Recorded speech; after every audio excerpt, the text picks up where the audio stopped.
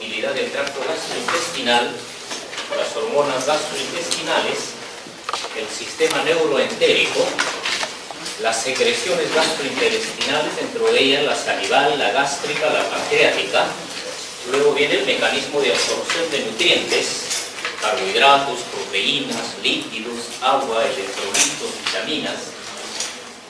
Luego viene fisiología hepática y, como dos tópicos finales, sistema inmunológico intestinal y flora y gas intestinal.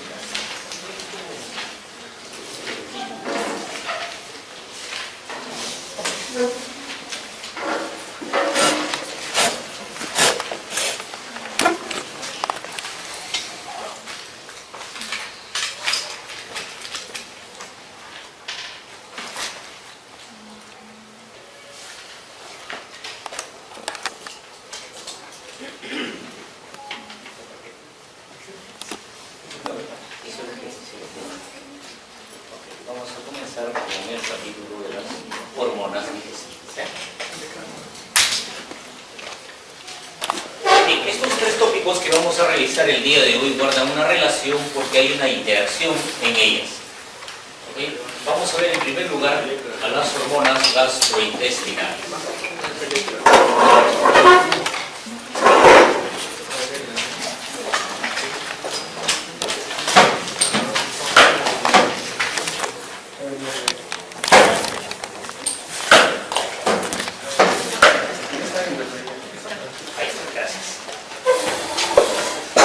Muy bien, el concepto de hormonas y péptidos gastrointestinales. Estos elementos van a ejercer un control de diversas funciones gastrointestinales. Siguiente, por favor. Vamos a hacer la revisión. El inicio de la gastroenterología en cuanto se refiere al estudio de hormonas es alrededor de 1903-1905. Cuando se descubren en el duodeno y en el estómago dos componentes a los cuales llamaron secretina y gastrina. Entonces hicieron estudios del duodeno, se aplicaban a animales, aumentaba la secreción, por este efecto lo llamaron secretina. Y otro componente que cuando se aplicaba solo ejercía función en el estómago, mayor secreción gástrica, y por ello se denominó gastrina. Este hecho dentro de la fisiología digestiva marcó el inicio del capítulo de gastroenterología endocrinológica. Y a lo largo de los años pueden ustedes observar acá un resumen de la historia clínica, la cantidad de péptidos y sustancias que se han identificado en todo el tracto gastrointestinal. De todos ellos, muchos ya se conocen la parte fisiológica, incluso algunos ya los utilizamos en un campo farmacológico. ¿Bien? Siguiente. Estos péptidos son sintetizados por una célula altamente ya especializada que, como nosotros bien conocemos, tiene la información en el ADN, luego pasa al retículo endoplásmico rugoso donde hay acilación, donde hay unión con ácidos grasos, luego al complejo de Golgi donde hay sulfatación, la glicosilación, las vacuolas formadas y los gránulos secretores, y luego estos serán secretados al exterior. Siguiente. Pero hay otras células que también tienen la síntesis de estos péptidos, pero su mecanismo de acción es diferente. Uno es eminentemente endocrino, al cual ya conocemos, una célula determinada, ¿no? Sintetiza una sustancia que en este caso se llama hormona, pasa a la circulación sanguínea y a través de la circulación va a llegar el órgano blanco. Luego una función neurocrina, en la cual una serie de estímulos sensoriales van a estimular la liberación de determinados péptidos. Estos péptidos se liberan próximos a sus células blanco. Tal es el caso de este tipo. Y por último vienen las paracrinas. Las paracrinas es una célula que está formando parte de un epitelio, de una estructura, sintetiza una sustancia, libera hacia el intersticio y este efecto va a ejercer sobre las células adyacentes. De esta manera esta área tiene un comportamiento especial a otra área que no tiene este tipo de células. Por tanto, todo el tubo digestivo no es uniforme en su funcionamiento, sino que existe una heterogeneidad. Siguiente. A las hormonas, al inicio, lo denominaban de diferentes maneras. Al inicio hubo la tendencia de llamar de acuerdo a la función, posteriormente se le fueron llamando de diferentes modos, ¿no? Y de igual manera el esfuerzo de ir viendo qué función tenían cada una de estas sustancias. Básicamente sabemos que hay sustancias que funcionan como hormonas, otro tiene una función paracrina y neurocrina. Acá tenemos cada una de estas sustancias. Lo que podemos advertir, por ejemplo, que la somatostatina tiene un efecto paracrino y tiene también un efecto hormonal. Entonces, uno o dos efectos puede tener una misma sustancia. Esto hace muy difícil en algunos casos identificar o individualizar la función de cada una de estas hormonas. Bien, siguiente. Como todo péptido tiene un tiempo de vida medio. Fisiológicamente, cada una de estas hormonas que están descritas acá tienen los tiempos promedios que tienen en la área adyacente. Esto hacía dificultoso el manejo farmacológico. Entonces se tenía que estar administrando las sustancias para poder estudiar. Pero ya en farmacología, en el curso que van a llevar ustedes, la farmacología también ha desarrollado grandemente. Y dentro del capítulo de hormonas han hecho lo que se llaman los análogos de las hormonas. Entonces los análogos de las hormonas son idénticas estructuralmente a estas y tienen un efecto, pero el tiempo de duración es mayor. Es por ello ya de que tenemos medicamentos que son hormonas y los podemos utilizar en medicina. Pero este es el efecto fisiológico, es bastante rápido. Siguiente. La topografía. ¿En qué partes del estómago se van a producir cada una de las hormonas? Acá tenemos, se van a producir en el estómago, en el duodeno, ileoyuno, ileocolon y páncreas. De igual manera pueden observar acá la cantidad de hormonas que se van produciendo en uno o en más lugares. Observen que la somatostatina se produce en casi todo el tubo digestivo. Es una hormona que está distribuida casi universalmente en todo el tubo digestivo. En cambio hay otras hormonas que son eminentemente focalizadas. Siguiente. Para ver con un poquito más de detalle, saben ustedes cómo hay superposición de segmentos que van a estar produciendo una o más hormonas. Y el que menos tiene efecto hormonal es el intestino grueso. Siguiente. Acá tenemos las hormonas más importantes desde el punto de vista fisiológico. La gastrina, secretina, motilina, el polipéptido insulinotrófico dependiente de glucosa y la colecistoquinina. Creo que es bastante elocuente los colores y las funciones que van a hacer. Analicemos cada una de ellas.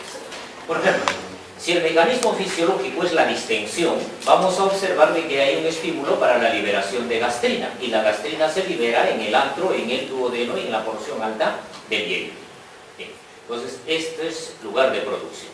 Si nosotros administramos péptidos o ingerimos aminoácidos, estos van a tener un estímulo hacia la gastrina y también un estímulo sobre el polipéptido insulinotrófico y también sobre la colecistoquinina. Y acá tenemos los lugares donde se van produciendo cada una de estas hormonas. Si nosotros producimos ácido en el estómago, el ácido del estómago llega al duodeno, esto va a estimular la liberación de secretina, y la secretina se libera en estos segmentos topográficos. Viene un estímulo nervioso. El estímulo nervioso va a liberar gastrina, va a liberar motilina. ¿Sí? Si ingerimos glucosa, la glucosa es específico para el polipéptido insulinotrófico dependiente de glucosa. Los ácidos grasos simultáneamente para el YEP y para la colecistoquinina. Entonces, este es el efecto fisiológico. Siguiente. Como toda estructura proteica tiene una secuencia de aminoácidos, y ahí los tienen bien descritas, está perfectamente identificada cada una de ellas con una secuencia determinada. Pero se ha observado de que hay similitud estructural entre algunas hormonas. En este caso podemos ver la colecistoquinina con la gastrina.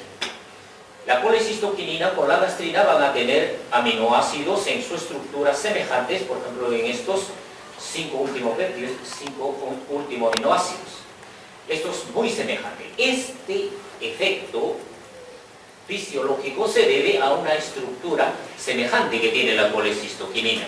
El resto de la estructura de la colecistoquinina en la práctica es simplemente como un transportador, como es un elemento estructural que lo va a identificar. Pero funcionalmente estos son los 5 aminoácidos. ¿Esto qué significa? Que la colecistoquinina y la gastrina van a tener efectos similares. ¿Dónde va a estar la diferencia? En algunos órganos hay preferencia para la colecistoquinina y en otros órganos hay preferencia para la gastrina. Y donde era preferencia secundaria será la otra hormona semejante. Siguiente. Lo mismo sucede con otros péptidos. Acá podemos ver la similitud entre la secretina, el polipéptido intestinal vasoactivo y el glucagón. Acá ya no tiene una similitud estructural en un segmento, sino en lo más variado. A lo largo de su estructura no es la similitud que tienen de los aminoácidos. Esta característica estructural también les da el efecto de tener el mismo efecto fisión. Siguiente. Acá podemos ver ya en resumen el número de aminoácidos que son semejantes para toda esta estructura. Por tanto, siguiente, se han clasificado a estas hormonas en familias. Si son semejantes, son familias. Entonces acá tenemos 7 grupos familiares más importantes. La familia de gastrina, colecistoquinina, la familia de la secretina y el BID. Y así tenemos estos diferentes grupos que ya bien conocemos, los semeja su estructura química. Esa estructura química hace que tengan efectos similares. Siguiente. Pero en el tubo digestivo también se libera una gran cantidad de factores de crecimiento. Recuerden ustedes que el tubo digestivo tiene un área de 400 metros cuadrados, el intestino delgado, nada más. Y la renovación de células es entre 1 a 3 días. La cantidad de células que se van liberando cada hora que se van renovando hace de que en el tubo digestivo se liberen gran cantidad de factores de crecimiento. Y noten ustedes los factores de crecimiento que también son considerados péptidos que tienen un efecto semejante a las hormonas. Todos los factores de crecimiento epidermal, del fibroblasto, con efecto semejante a la insulina, de los derivados de la plaqueta y los factores del crecimiento que producen transformación. Siguiente. De los principales péptidos tenemos la gastrina. El principal efecto de la gastrina fisiológicamente es la secreción ácida. Ya veremos cómo actúa la gastrina sobre la célula parietal para producir el ácido. Y luego estimula el crecimiento celular. Entonces, el crecimiento celular es un efecto trófico. Por tanto, tenemos que tener niveles determinados de gastrina para que nuestro epitelio se mantenga trófico.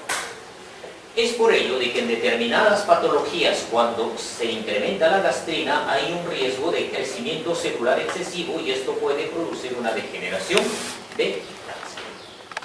Existe una asociación muy fuerte en determinados grupos que tienen mayor gastrina, por ejemplo, con cáncer de colon. Hoy en día utilizamos inhibidores de la bomba de protones, el más común el omeprazol. Si nosotros ingerimos omeprazol, nuestra gastrina se va a elevar. Entonces hay personas que elevan gastrina demasiado alta. Entonces este grupo de personas llega mucha gastrina al colon y si tiene factores de riesgo puede hacer cáncer de colon por consumo del omeprazol. Por ello de que cuando se usa el omeprazol, por ejemplo, que es un inhibidor de la producción de ácido, en un paciente de forma crónica hay que estar vigilando la vitamina B12 y la gastrina, porque gastrina alta ya puede ser indirectamente un problema tumoral. Desde su síntesis, cada una de las hormonas parten de una preprohormona. Acá bien pueden ver preprogastrina. Es una molécula bastante larga de 101 aminoácidos. Y posteriormente esta se va reduciendo hasta que llegan los aminoácidos 6, 17 y 34. Y noten de que la gastrina no solo se produce en el antro, sino también se produce en el páncreas, en la pituitaria y también en el mismo colon. Bien, siguiente. ¿Cuáles son los factores más conocidos en la liberación de gastrina? Si nosotros ingerimos una dieta hiperproteica, esto va a estimular mayor producción de gastrina, principalmente si están estos dos aminoácidos, ¿no? La fenilalanina y el triptófano. Por eso cuando se consume mucha carne vamos a producir más gastrina, más riesgo de cáncer de colon. Entonces hay una relación epidemiológica entre el consumo del alimento y los riesgos que podemos tener. ¿Por qué? Porque el efecto fisiológico es este. La comida ficticia. Una comida ficticia muy difundida entre nosotros, masticar una goma. Es una forma de una dieta ficticia, ¿no? Mastican, simulan la masticación, estimulan la secreción, una deglución falsa de alimentos. Entonces esto también produce mayor gastrina. Por eso quienes consumen la goma de mascar después de un momento dicen, ¡ah, me arde el estómago! Me quema el estómago, me da una sensación especial en el estómago. Es porque se estimula gastrina. El calcio. El calcio es un ion importantísimo para nuestra dieta, pero cuando se consume en exceso va a producir mayor cantidad de gastrina. Y esto está relacionado a que antiguamente los gastroenterólogos éramos pues muy franciscanos en la parte farmacológica, ¿no? E históricamente el gastroenterólogo antes que recetaba, por ejemplo, para la úlcera péptica, para la gastritis, recetábamos cal, que es un hidróxido. Y le recetábamos cal, las tizas esas comunes que existían antes, quizá ya para ustedes es algo histórico, ¿sí? Esa tiza se le daba a los pacientes cuando uno sospechaba de un problema ulceroso, para neutralizar. Posteriormente se descubrió que la leche es un álcali. Razonamiento rápido, álcali y ácido lo va a neutralizar y va a mejorar la enfermedad ácido péptica. Pero con sorpresa. Entonces los pacientes comenzaban a tomar leche y sospechaban de gastritis o de úlcera. Y después resultaban con cálculos a la vesícula, cálculos al riñón, calcificaciones de órganos poco frecuentes. Y después de que terminaba la leche venía otro efecto de una acidez tremenda. Bueno, pero ¿por qué si la leche es nutritiva, tiene un álcali, tiene gran cantidad de calcio? Se descubrió. Cuando el calcio se eleva en el plasma sanguíneo, estimula la producción de gastrina. Es decir, hay un efecto de rebote. Es por ello que hoy en día ya a nadie se le indica que consuma leche porque tiene un problema ulceroso gástrico. Pero es importante por la historia. El magnesio de igual manera. ¿Okay? Hoy en día está muy de moda el famoso magnesio, el magnesol y tanta cosa, que es la panacea para todo. Pero en la realidad, simplemente, un marketing. ¿Okay? El buen marketero vende piedras, ¿no? Y el buen marketero, pues, como decía alguien, vende armas y nadie se da cuenta. Y el buen marketero nos vende la Coca-Cola y nadie sabe la fórmula de la Coca-Cola. Y todos lo consumimos, a veces sin conocer. ¿Okay? Entonces, el efecto del magnesio es lo mismo. Hay una gran propaganda, una fuerte propaganda para el consumo del magnesio, pero el magnesio tiene un efecto cuando llegan de determinados niveles a producir mayor cantidad de gastrina. La hipoglicemia. Cuando nuestro organismo llega a niveles muy bajos de glucosa, inmediatamente también esto es detectado por centros nerviosos, por el centro del glucostato. Entonces el glucostato, para cuando ve de que la glucosa ha caído, inmediatamente el sistema nervioso, ¿qué respuesta va a producir para elevar la glucosa? ¿Qué hace el sistema simpático cuando esté en emergencia? Todas nuestras reservas energéticas las va a activar. ¿Y qué reservas energéticas tenemos? La grasa.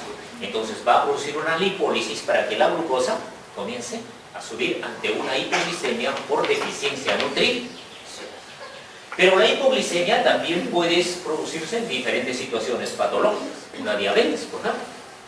Mal administrado el medicamento, un diabético se va su glucosa al suelo. Entonces en este va a haber una respuesta de hipoglicemia, mayor producción de gastrina. Diabético descompensado, más gastrina, más ácido, riesgo de gastritis, riesgo de úlcera y riesgo de sangre. Otro hecho de la hipoglicemia, de una respuesta muy intensa, pueden ser tumores, ¿no? Tumores que producen insulina, por ejemplo, van a llevar una hipoglicemia severa y el paciente, pero doctor, yo como bien, entonces yo tengo esto, pero el paciente presenta hipoglicemias muy continuas. La distensión del antro y fondo gástrico es un estímulo mecánico. Basta que nosotros distendamos el estómago y se produce una cantidad de ácido. Las sales biliares. Normalmente hay sales biliares en el estómago.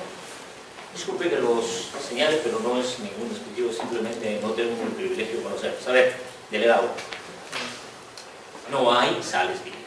¿Sí? ¿Por qué no hay sales biliares en el estómago? Solo se utiliza para la eliminación de lípidos. Bueno, interviene en la digestión de lípidos. ¿Dónde desembocan las sales biliares? En la segunda porción del duodeno. Entonces, el píloro se constituye en un factor regulador muy importante para que no haya reflujo de bilis hacia el estómago. Químicamente, ¿qué es la bilis?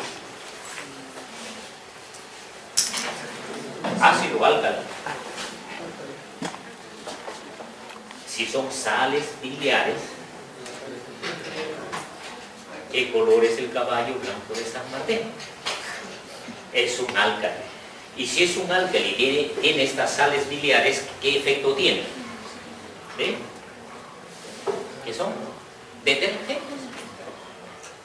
Entonces, si es un detergente, ¿qué hace con los ácidos grasos? Los disuelve. Y entonces en el estómago, cuando regresan las sales biliares, a toda estructura que tiene sales biliares, ¿qué los hace? Los deteriora. Entonces, acá las sales biliares en el estómago producen ruptura de las membranas de las células que revisten el epitelio y van a producir daño en el estómago. ¿Sí? Entonces, esas sales biliares que refluyen al estómago patológicamente también estimulan gastritis. El café. El café tiene numerosos péptidos, ¿sí? Pero la gran mayoría de estos péptidos, de estas sustancias que se los contiene, de estos flavonoides, van a estimular la producción de ácido. Por eso los pacientes que tienen gastritis, que tienen úlceras, generalmente se les recomienda el té, el café, el chocolate, que son la misma familia, no consumirlos para disminuir la secreción de ácido. La epinefrina. La epinefrina es un efecto simpático. Entonces, cuando hay una respuesta simpática muy intensa, va a haber más gastrina, y si hay más gastrina, más ácido, más riesgo de sangrar. Pacientes donde tienen intensa liberación de la epinefrina en los cuidados intensivos. Paciente que tiene una enfermedad muy severa, una respuesta adrenérgica muy alta, estos pacientes van a producir más gastrina y tienen riesgo de sangrado. Es por eso que en las unidades de cuidados intensivos los sangrados digestivos generalmente son complicaciones muy frecuentes. Y hay que evitar esta respuesta de la epinefrina, esta respuesta simpática, controlando el problema que tiene el paciente. ¿En qué otro momento esta epinefrina se libera? En ejercicios intensos muy severos. Por ejemplo, ahora que acaba de pasar las Olimpiadas, o están todavía las Olimpiadas de la otra categoría. Se han hecho estudios en pacientes que hacen esfuerzo muy extenuante durante las competencias. Por ejemplo, corredores de 10 kilómetros, 15 kilómetros. A estos atletas se les ha hecho una endoscopía previa a la carrera y después de la carrera. Y se ha observado de que en el 80% de estos atletas hay sangrado microscópico a nivel gastroduodenal. ¿Y por qué ese sangrado microscópico a nivel gastroduodenal? Por la gran respuesta simpática a la que están sometidos estos pacientes. ¿Cuánto tiempo corren estos pacientes casi al mismo ritmo? Más de 3, 4 veces, hasta 5 horas. Entonces, esa respuesta simpática excesiva es la responsable también de mayor liberación de gas. Luego estaba el etanol, ¿okay? El alcohol. ¿Quiénes no han consumido alcohol? A veces hasta por simple error, ¿no? ¿Sí? Okay. Entonces, el alcohol se constituye también un factor estimulante agresivo químico directo, porque el alcohol es un ácido, y el alcohol, tan igual como las sales biliares, también es un disolvente de grasas. Entonces, se constituye en un factor mecánico. Y por último, el factor liberador de la gastrina, que es por acción nerviosa. Siguiente. Colecistoquinina. Está a nivel de la corteza cerebral, está en el hipotálamo, está en neurohipófisis, en el sistema nervioso periférico y también en los plexos mientéricos. Estos plexos mientéricos son ricos en colecistoquinina. Bien, siguiente por favor. También proviene de una gran preprohormona de 115 aminoácidos, luego se reduce a la colecistoquinina 8, que es la que tiene mejor efecto fisiológico. De la misma familia viene la preprosecretina, que va a llegar hasta la secretina 27, que es fisiológicamente la más activa. Siguiente. ¿Qué funciones tiene la colecistoquinina? Exclusivamente la secreción enzimática pancreática. No libera bicarbonato ni agua, solo enzimas pancreáticas.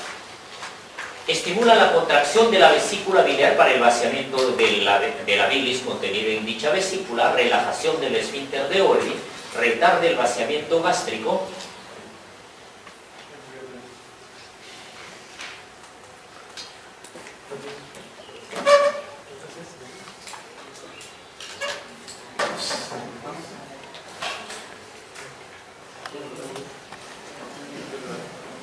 proveniente de la parte gastrointestinal.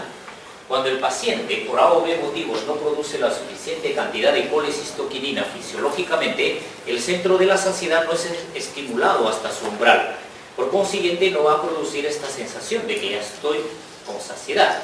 Y el paciente sigue comiendo, ¿sí? Entonces, muchos pacientes que son obesos, así porque comen compulsivamente, no pueden controlar la ingesta de alimentos, uno de los factores puede ser este defecto en la producción de colecistoquinina a nivel gastrointestinal. A estos pacientes se les ha administrado colecistoquinina vía endovenosa post ingesta de alimentos y han suprimido la ingesta de los alimentos. Entonces, una prueba muy importante cuando queremos ver alteraciones en la saciedad. Y tiene un efecto de crecimiento acinar, también un efecto trófico parecido al de la gastrina. Siguiente. Acá tenemos un efecto de la dieta y la infusión de colecistoquinina. Vemos de que cuando ingerimos una dieta, vemos de que la colecistoquinina se eleva hasta estos niveles séricos y luego desciende.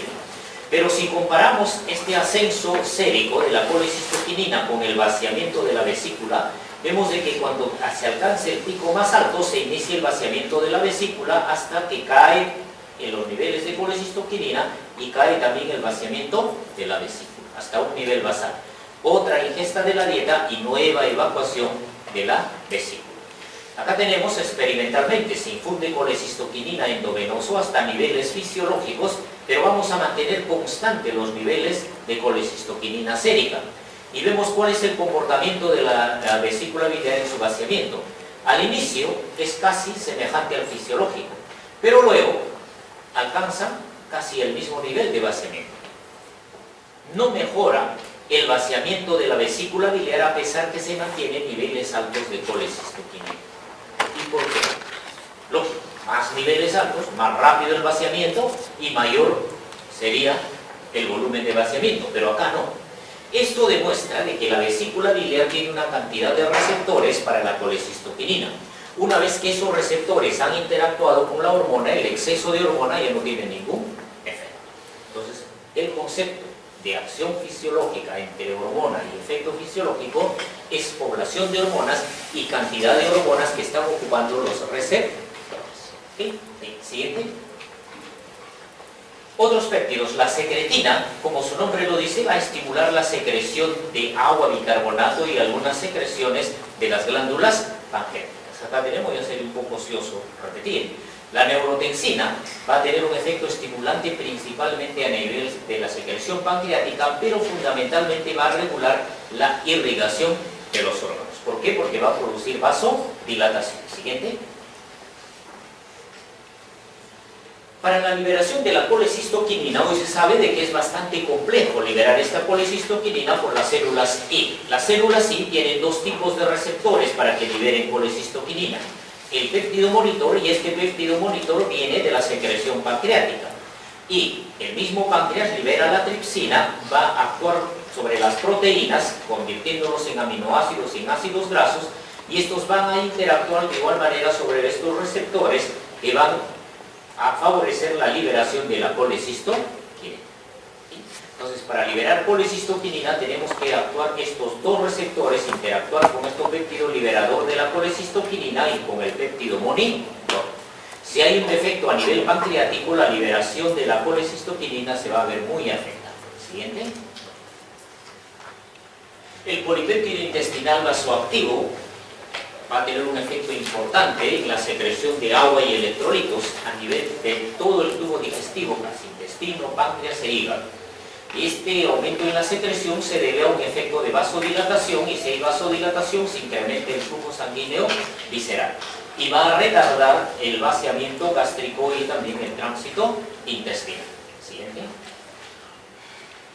La somatostatina tiene efecto a nivel del estómago, a nivel del páncreas, a nivel del intestino delgado, a nivel del colon. Y noten de que va a ser un gran inhibidor de secreciones, va a enlentecer todo el tránsito gastrointestinal, ¿no? Va a producir una reducción de todo el flujo sanguíneo a nivel esplácnico, ¿no? Y va a inhibir la contracción de la vesícula biliar. Es un excelente inhibidor la somatostatina. En casos de pancreatitis, necesitamos que el páncreas esté en reposo, no se le estimule la secreción, no haya motilidad, la secreción y la absorción esté disminuida.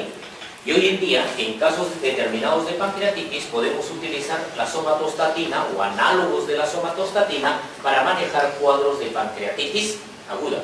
¿Por qué? Porque todos estos efectos fisiológicos son importantes para que el páncreas pueda recuperarse cuando está inflamado. Siguiente. Este polipéptido insulinotrófico dependiente de glucosa estimula la secreción de insulina, pero post-absorción de glucosa. Acá vemos cómo la glucosa va a favorecer la liberación de este péptido, también los ácidos grasos, los monoglicéridos, pero hay estos aminoácidos, 5 aminoácidos que son importantes también para liberar selectivamente este polipéptido insulinotrófico. Ojo, diabetes no es solo insulina. Diabetes también significa cuando se liberan pocas cantidades de este polipéptido insulino dependiente de glucosa. Siguiente. El polipéptido Y, el estímulo importante son los ácidos grasos libres que se encuentran a nivel del colon, y estos son todos sus efectos. Noten ustedes. Disminuye la secreción gástrica, retarda el vaciamiento gástrico, disminuye la secreción pancreática, el tránsito intestinal es más lento y la motilidad del colon también se hace más lenta.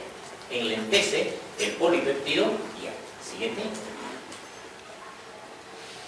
El polipéptido semejante al glucagón. Este polipéptido semejante al glucagón tiene todos estos efectos. A nivel del hígado va a estimular la glicogénesis, a nivel de la secreción gástrica retarda la secreción y el vaciamiento gástrico. A nivel del páncreas estimula la secreción de insulina, retarda la secreción de glucagón y estimula también la producción de somatostatina. Va a interactuar con las células K, este polipéptido semejante al glucagón, y simultáneamente va a interactuar estas células de tipo K con la L para regular los niveles séricos. Va a estimular la lipogénesis, es decir, acúmulo de grasa en nuestro organismo, y a nivel del músculo va a movilizar el glucagón. A nivel del tubo, a nivel ya del sistema nervioso central, en cuanto a la regulación del apetito, a nivel hipotalámico, va a tener un efecto inhibitorio para la ingesta de alimentos ideal. ¿Sí? Siguiente. En resumen, las más importantes. La gastrina favorece un efecto trófico, estimula la producción de ácido. La colecistoquinina estimula la secreción pancreática, la contracción de la vesícula. El efecto trófico a nivel del páncreas va a tener un efecto de retardo en el vaciamiento gástrico y estimula la producción de bicarbonato pancreático secundariamente. Y acá tenemos los efectos de la secretina, retrasa la secreción de ácido, va a tener un efecto trófico sobre el páncreas, va a estimular la producción de bicarbonato en el páncreas y bicarbonato pancreático. En cambio, el KIP tiene un efecto directo nada más en el estímulo de la mayor producción de insulina post-absorción. Siguiente. Ahí terminaríamos esta primera fase. Entonces, ya hay un control hormonal muy importante en las funciones digestivas. Ahora vamos a revisar el sistema neuroentérico. Se llama sistema neuroentérico porque el tubo digestivo tiene una gran población de células propias. Por eso se le llama sistema neuroentérico. Algunos lo llaman también el mini cerebro intestinal, otros lo llaman sistema autonómico del tubo digestivo. Entonces, este sistema neuroentérico tiene unas características muy importantes, de que van a controlar numerosas funciones individualmente, independientes del control de otros segmentos del tubo digestivo. Siguiente. Bien. El sistema neuroentérico va a interactuar con hormonas, que acabamos de ver, con hormonas gastrointestinales. Van a tener un efecto sobre el tubo digestivo. Este sistema neuroentérico, ese efecto lo interpreta, va a correlacionar con centros vagales, con todo el sistema nervioso simpático, con el sistema nervioso central, para regular respuestas de tipo efecto. Por tanto, hay un sincronismo entre la parte hormonal y la parte del sistema neuroentérico, coordinando con el sistema nervioso central y el sistema nervioso simpático y parasimpático para regular muchas funciones. Siguiente. Cuando ingerimos alimentos o estamos en ayuno, de igual manera, van a ejercer control. a las finales van a ejercer control sobre el epitelio, regulando la secreción y absorción, o regulando los patrones de ingestas de los alimentos, o cuando estamos en fase interdigestiva o en fases de ayuno. Ahí siguen controlando las funciones de absorción. Siguiente.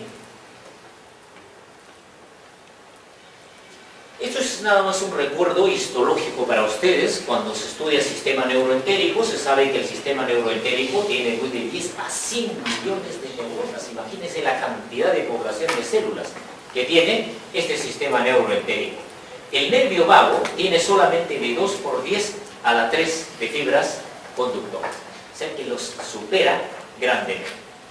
Los plexos son varios, ya saben ustedes, el subseroso, el muscular propio, el mientérico. Cada uno de estos van formando redes en cada una de las estructuras. Acá tienen la densidad y también cómo se van distribuyendo en diversos segmentos del tubo digestivo. El siguiente es un recuerdo histológico. Siguiente. Los más importantes, el plexo submucoso y el plexo mientérico. El plexo mientérico lo tienen en el esófago superior muy escaso, más en el esófago medio, y en el inferior hay mayor población. ¿Bien? El plexo submucoso, vean que es muy escaso a nivel del esófago. En el estómago, a nivel del fondo gástrico, predomina, ¿bien?, el plexo mientérico sobre el plexo submucoso. En el antro, también el plexo submucoso muy escaso, más importante el plexo mientérico. En el intestino delgado pueden ver también cómo se distribuyen cada uno de estos plexos, y a nivel del colon y a nivel de el. Entonces existe una población, una distribución muy importante. Siguiente. Decíamos de que es un mini cerebro intestinal. Ya saben ustedes, el sistema nervioso central tiene la famosa barrera hematoencefálica. Tiene a las células gliales, tiene su propia irrigación, tiene su barrera que lo defiende para funciones tóxicas y también regula funciones metabólicas. En el plexos mientéricos, cada uno de estos ganglios también tienen semejantes. Acá vemos una neurona del plexo mientérico, acá están llegando dendritas, están interaccionando con axones, y acá tenemos una célula glial que la está protegiendo. Y esta célula glial es la que va a formar la barrera hematoganglionar.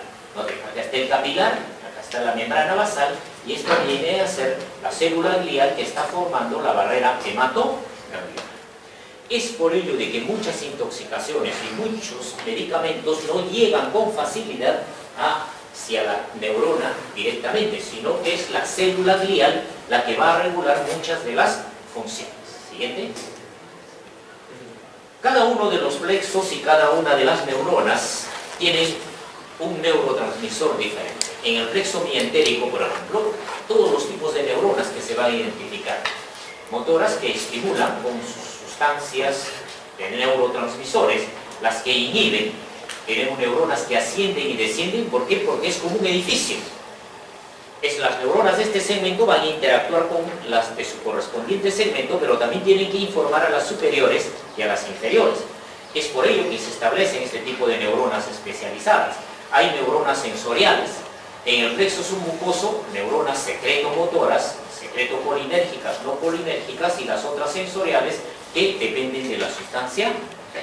Entonces, una población muy amplia de neuronas. Siguiente. Y acá podemos distinguir tipo de neurona sensorial. Miren, una neurona sensorial, la cantidad de neurotransmisores que puede utilizar. ¿Y qué es lo que va a determinar? Van a ser detectores, van a ser sensores de diferentes funciones que están ocurriendo a nivel luminal. Las interneuronas, que igualmente van a integrar diferentes segmentos. Las interneuronas descendentes, vean la cantidad de neurotransmisores que van a liberar, de las musculares, las excitadoras y las inhibitorias. Entonces hay una gran subvariedad de tipos neuronales de que van a estar manejando muy finamente las funciones del tubo digestivo. E incluso hay neuronas que van a estar produciendo una integración entre el sistema nervioso y el sistema hormonal. Porque decíamos de que muchas hormonas van a tener también efecto de tipo nervioso. Siguiente.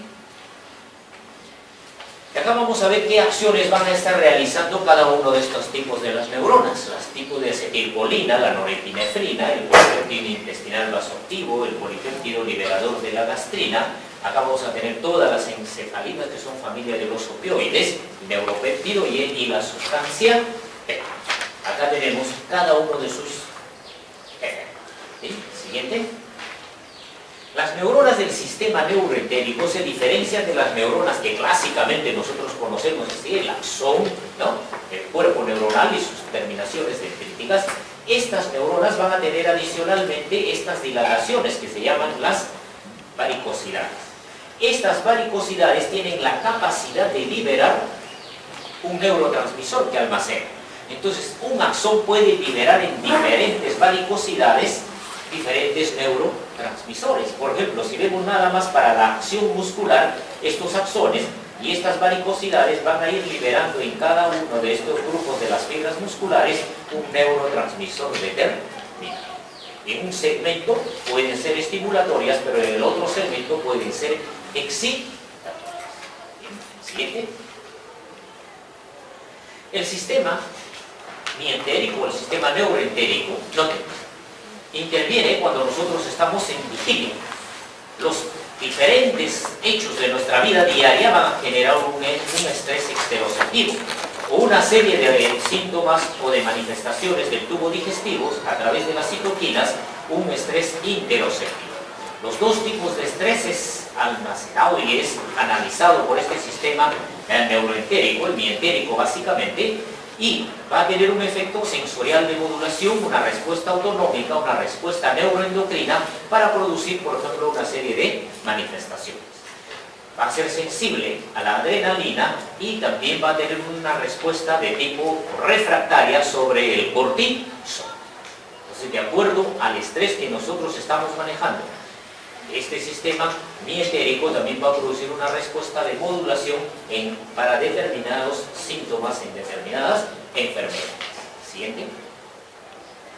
Estos reflejos, como ya bien sabemos, interactúan con el sistema nervioso central a través del simpático y parasimpático, llegan al plexo mientérico, al plexo submucoso, van a producir una serie de respuestas locales a nivel de la capa muscular, del sistema endocrino, de las células secretorias y de las microcirculación, van a regular la circulación. De igual manera, directamente el sistema nervioso central, a través del sistema simpático y parasimpático, puede estar regulando todas estas funciones. A través de los nervios esplácnicos y los vagales y interactuando con los quimioceptores, los mecanorreceptores que están en la estructura de la pared del intestino, van a producir una serie de respuestas locales de arcos de tipo reflejo. Acá serán arcos reflejos cortos, como ustedes pueden ver. El estímulo, plexo mientérico, el plexo submucoso y una respuesta efectora sobre cada una de estas estructuras. Estos son circuitos cortos. Siguiente. Esta sería una representación casi bastante didáctica cómo va a analizar la información el sistema neuroentérico. Acá tenemos un estímulo químico o un estímulo mecánico, es detectado por una neurona sensorial. Esta neurona sensorial va a interactuar con otras neuronas de tipo secretomotoras, de tipo polinérgicas. Interactúa el sistema mientérico con el plexo submucoso, se forman circuitos diferentes que van a interrelacionar con el sistema simpático y parasimpático para después producir una respuesta efectora a nivel de la circulación, a nivel de las células epiteliales. Por tanto, todos estos tipos de neuronas son neuronas inhibitorias, hay interneuronas, neuronas excitatorias, neuronas sensoriales, que van a interactuar simultáneamente también con el sistema inmunológico y con las células paracrinas que están en la estructura del epitelio. No hay estructura independiente que no esté controlada por el sistema neuroentérico. Siguiente. Es como una central de inteligencia el sistema neuroentérico, se entera de todo. Puede ser un efecto a distancia, pero la información le va a llegar.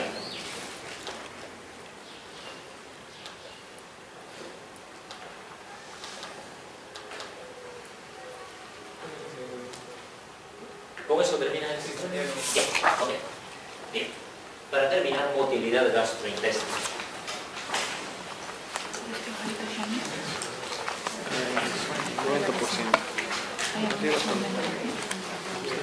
Como habíamos quedado hasta la todo está mecanizado.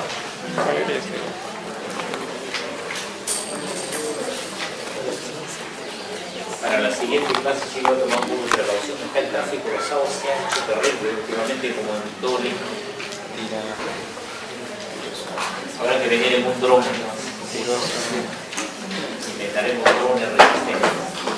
Bien, entonces ahora ya sabemos, sistema entérico y sistema hormonal, una de las funciones que van a regular es la motilidad. Vamos a ver todos los tipos de contracciones que se producen en el tubo de inspiración. Siguiente.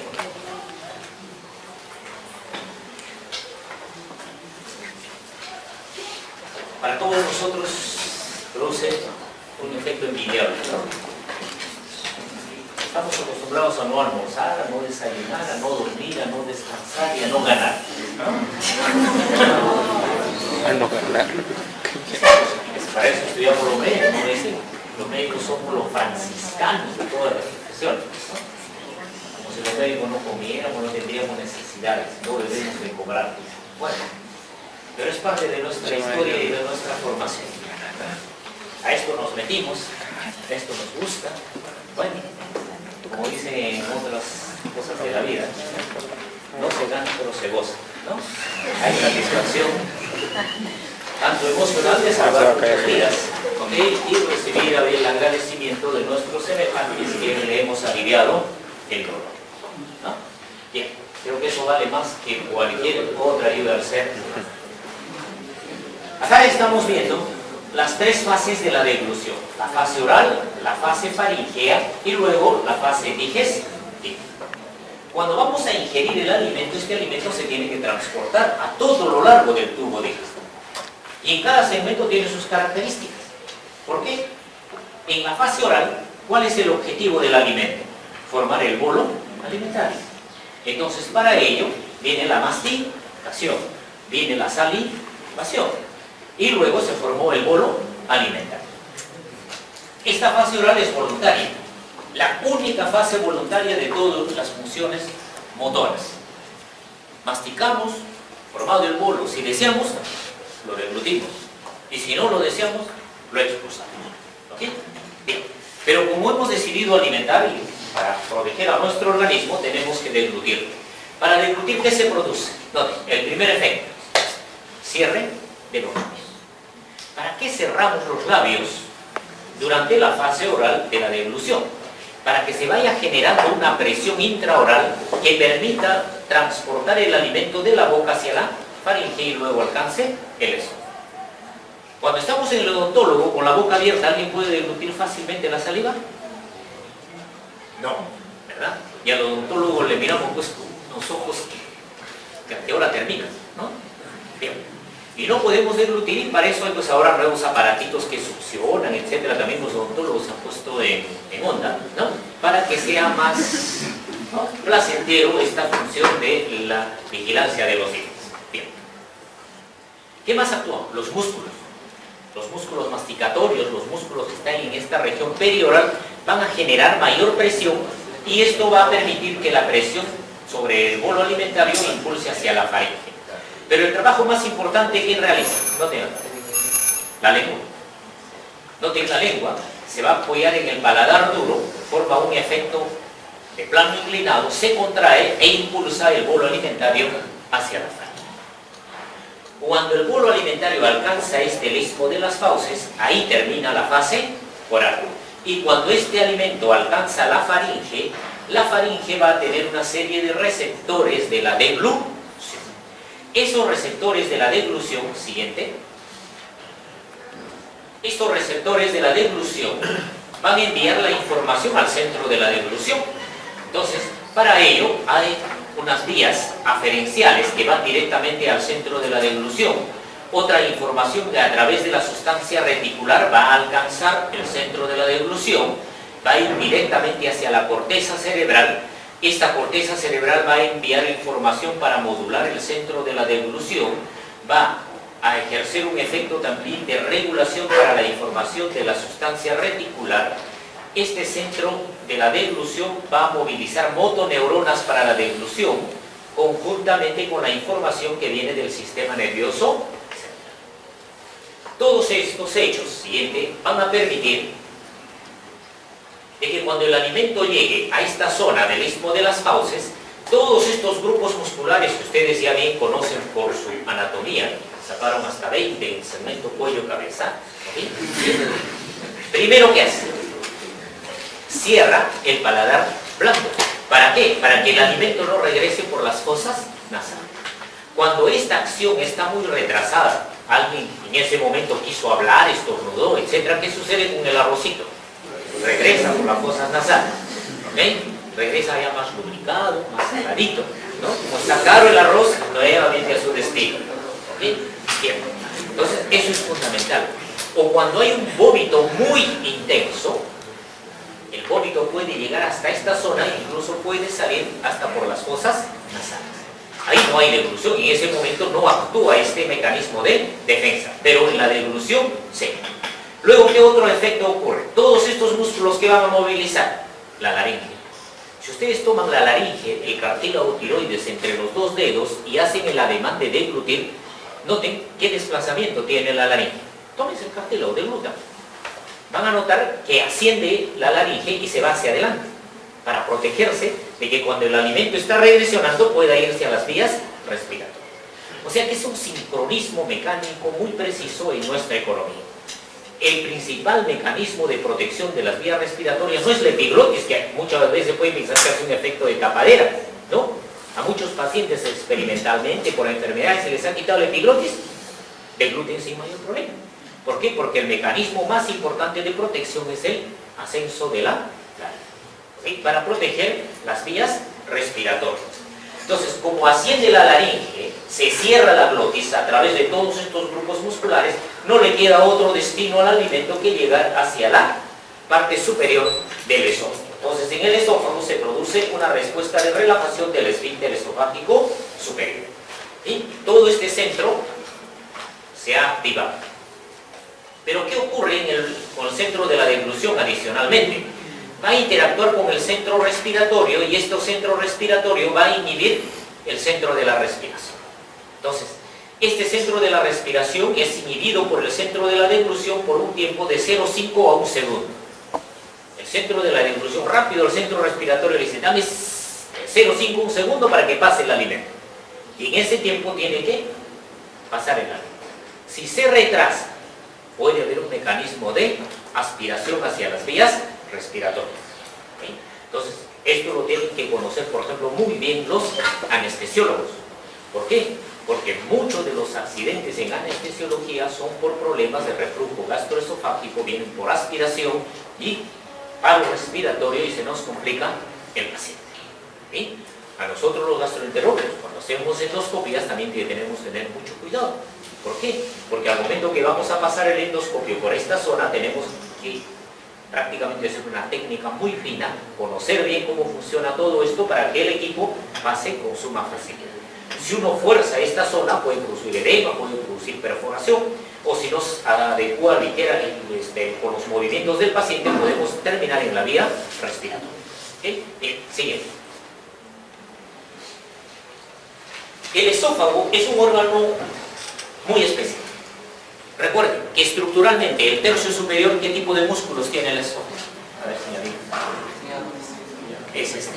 El tercio medio, una mezcla de ambos. Y el tercio inferior, exclusivamente. Y esto se traduce en los neurotransmisores.